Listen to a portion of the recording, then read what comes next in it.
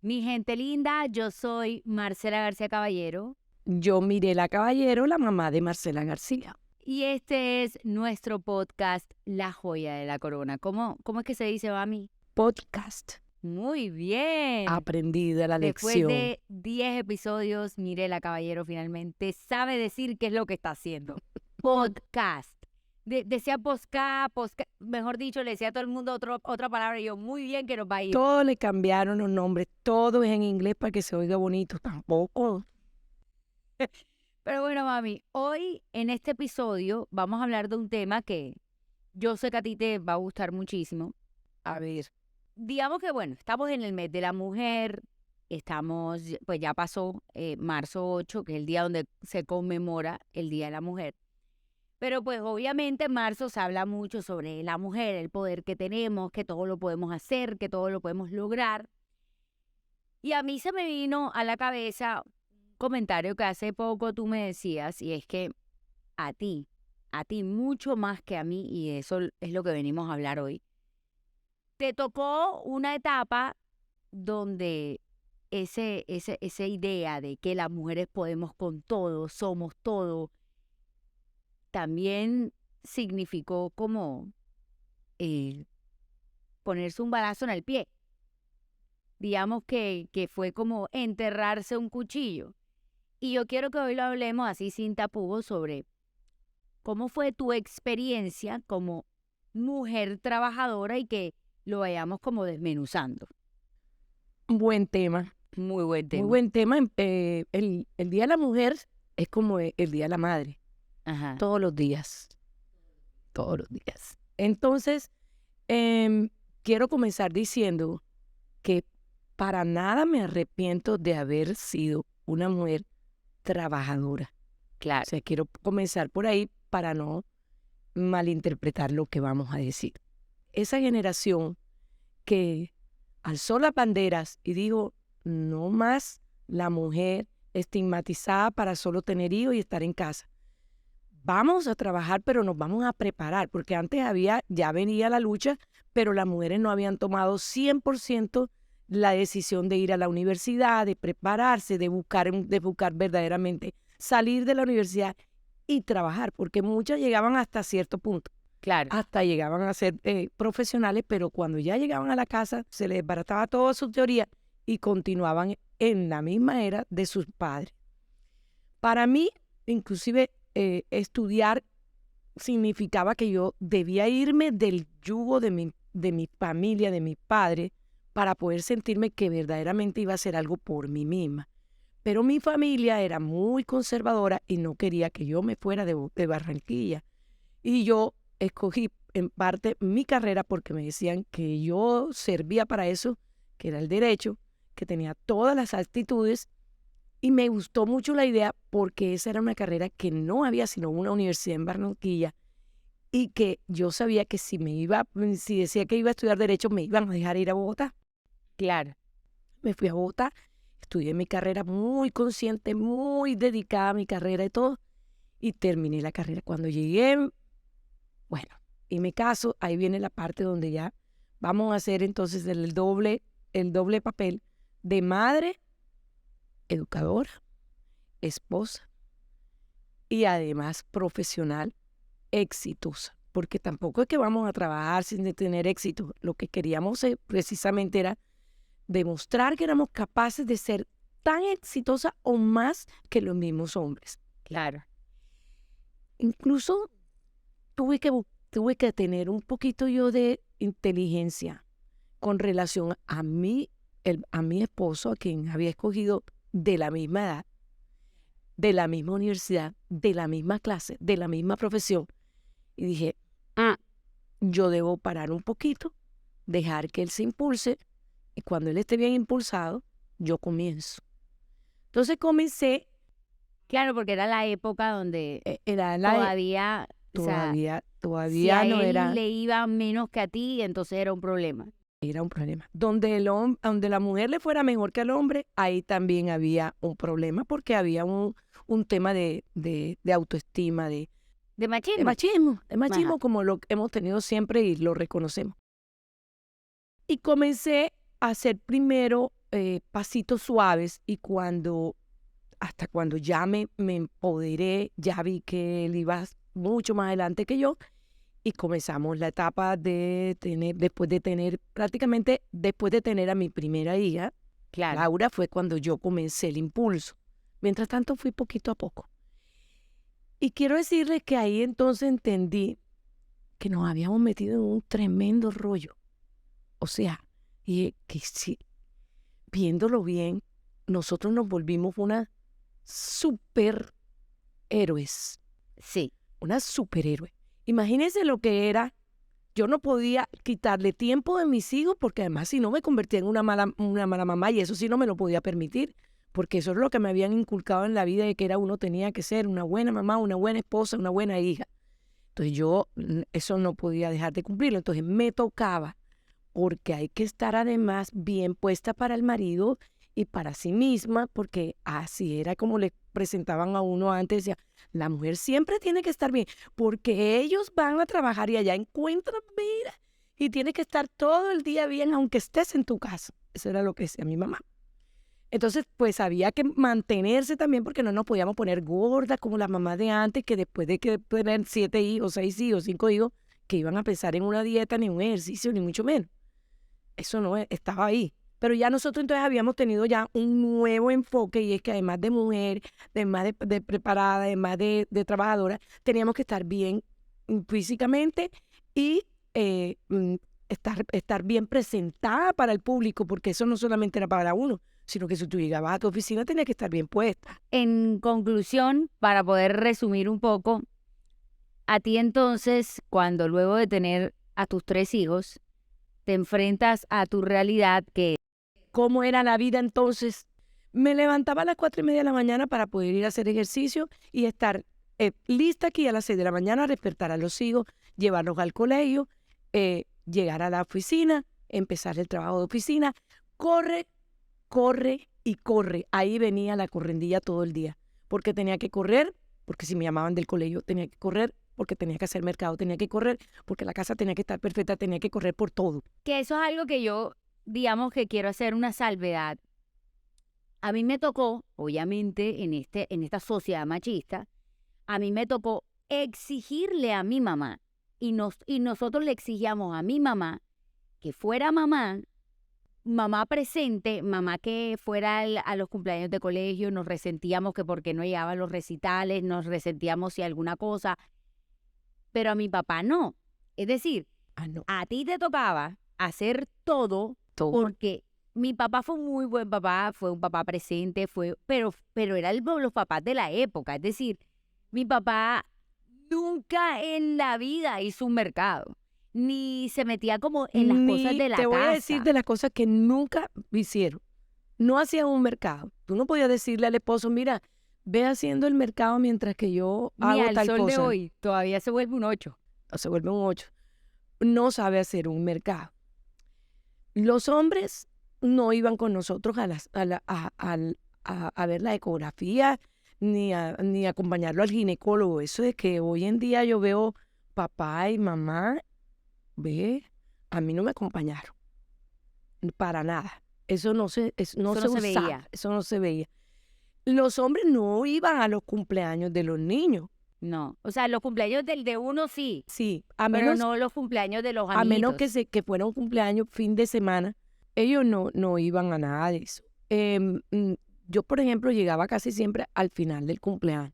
Pues no podía, y tenía mi trabajo, yo no podía salirme así más. Sin embargo, a pesar de que yo tuve un trabajo muy flexible en cuanto a un jefe que entendía el rol de la mujer por encima del rol del trabajo.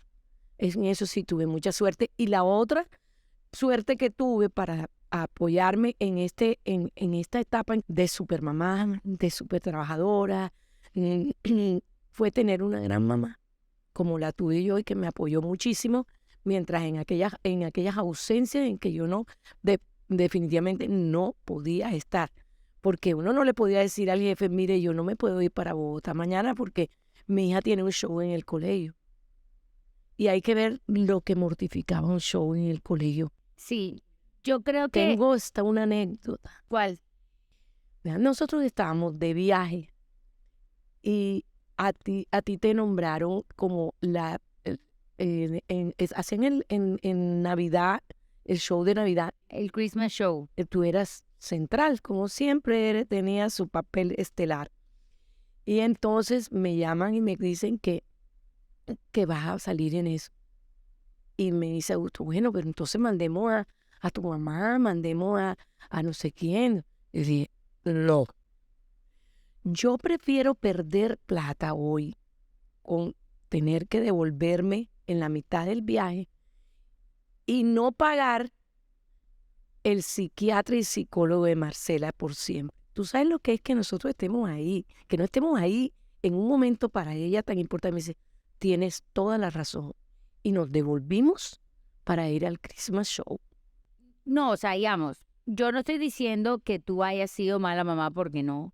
Simplemente que te tocó muy duro y que a nosotras, bueno, cada quien lo va viviendo de acuerdo a su personalidad. Así es. Las mamás de las amigas de mi hermana sí trabajaban. Casi todas. Las mamás de mis amigas particularmente fue una generación donde eran, o sea, donde no trabajaban, ellas No eran amas trabajaban, de casa. Entonces yo amas de veía casa. a las mamás de mis amigas ir a todo, room mothers, que si no sé qué, que si el día del sombrero, que si el día del pelo. Mi mamá para eso sí no existía. O sea, yo llamaba era a la secretaria y la secretaria me ayudaba, Celina, Sí. Celina, que era maravillosa.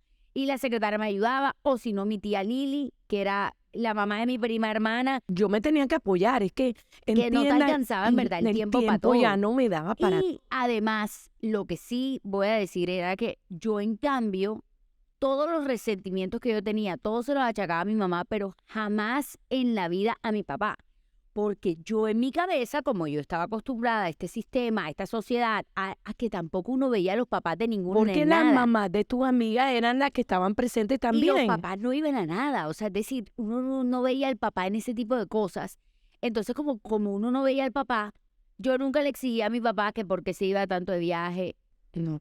O sea, quiero aclarar que uno sí tiene remordimiento. O sea, uno sí tiene una culpa tremenda cuando la niña te dice todo lo que te está diciendo. Sin embargo, yo no me dejaba manipular porque yo pensaba que lo que estaba haciendo era por el bien de ella, que en el futuro ella, cuando ya estuviera más madura, iba a entender el porqué de las cosas. Entonces, simplemente acéptalo y trataba de estar más presente con ella que inclusive con los otros dos, porque como digo, los temperamentos son distintos. A Laura le podía afectar, pero ni lo demostraba ni parecía que le estuviera afectando. O sea, mi hermana tiene como recuerdos, así como que, por ejemplo, que hoy en día, que es mamá y que trabaja. ¿No entiendes? Yo me acuerdo de mi mamá bajando por las escaleras cuando ya se había acabado mi show de Shakira, que Ay, hizo un show tremendo. divino de Shakira. Y mi mamá no alcanzó a No llegar. alcancé. Me acuerdo también, porque yo estaba como unos cursos más abajo que ella, obviamente, pero me acuerdo de ver bajando a mi mamá. Yo tengo esa imagen también grabada. Mi hermana acababa de terminar y mi mamá iba bajando por las No escaleras. tenaz. Que hoy en día mi hermana dice, es que es imposible ser omnipresente. O sea, Sí, no se te puede. toca sacrificar cosas, es súper duro. Hoy en día entendemos como que ella hacía todo lo posible, pero lo peor de todo, que de verdad yo lo digo, es jamás yo pensaba el colmo que mi papá no haya venido. Nunca. De Yo no acuerdo. pensaba como que el colmo que mi papá no haya venido, sino el colmo que mi mamá no haya venido. Y yo siento que por nosotros, bueno, en tu caso, en tu época, en tu generación, darle esa vía libre de ustedes no tienen culpa, ustedes sí pueden trabajar, ustedes tal, que tampoco se la dábamos nosotros como hijos, pues ellos la tenían mucho más fácil. Claro, Marce, pero todo es cuestión de aprendizaje. Claro. O sea, nosotros fuimos los que iniciamos, todo el que inicia entra en errores y en aciertos, como todo. Pero la siguiente etapa es que, espérate un momentico, ya vimos cómo fue el resultado. Señores hombres, ustedes también tienen la misma obligación. Si somos 50%, porque ya nosotros empezamos a poner en la canasta familiar un peso muy importante. Precisamente por el esfuerzo de ambos, tú puedes tener más proyecciones y más cosas para tus hijos. No hablo de cosas materiales, sino mejores colegios, Mejores mejor universidad, oportunidades. mejores oportunidades. Entonces es un esfuerzo de ambos. Y como es un esfuerzo de ambos, ambos tenemos las mismas obligaciones, los mismos derechos y debemos compartir. Y eso es lo que yo hoy con satisfacción estoy viendo. Sí. Lo veo de mi hija mayor, ahora contigo, porque tú tienes menos tiempo de estar casada, y con los amigos de mis hijos, con todo el grupo que circula alrededor de ellos. Y con mucha satisfacción quiero decir que ahora la cosa es diferente. Claro, o sea, y es la realidad. Cambian pañales. A mí nunca en la vida, yo creo que Augusto no tiene ni idea ni cómo un pañal. Cambian pañales. Los hombres hoy van a los cumpleaños. Los hombres hoy, es más, los cumpleaños tratan de hacerlo los fines de semana para que puedan compartir padre y madre y no van a tomar.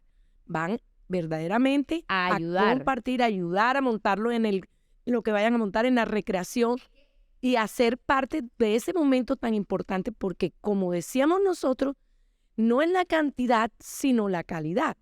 Ese era nuestro lema. Y con eso nos sostuvimos.